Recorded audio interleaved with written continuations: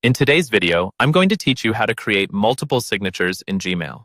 This can be a handy feature if you're managing different roles or projects and want to tailor your email signatures accordingly. So let's dive right in. First, you'll want to launch your web browser and navigate over to Gmail by typing gmail.com into the address bar.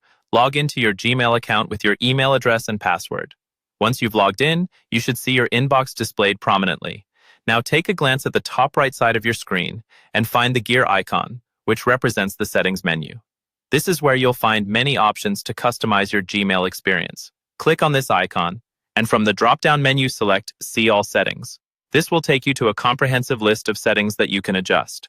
Once you're on the settings page, you'll see a range of tabs at the top of the window. Go ahead and select the one labeled General.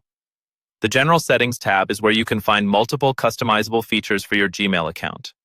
Scroll down through the general settings until you find the signature section. Here, you'll find an option to create and manage signatures.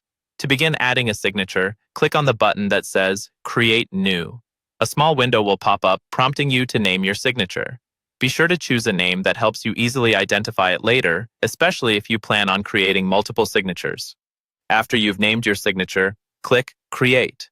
You'll notice a text box where you can begin typing the details you want in your email signature. This is where you can add your name, job title, contact information, or anything else you wish to include.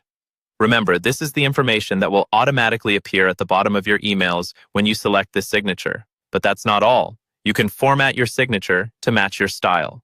Use the toolbar above the text box to change font styles, sizes, and colors. You can also insert links, images, and even format your text with bold or italic styling. Once you're happy with your signature, scroll down to the bottom of the settings page and click on Save Changes. This will ensure that all the hard work you've done doesn't get lost. And there you have it. You've successfully created multiple signatures in Gmail. Depending on the situation or the recipient, you can choose which signature to use when composing a new email.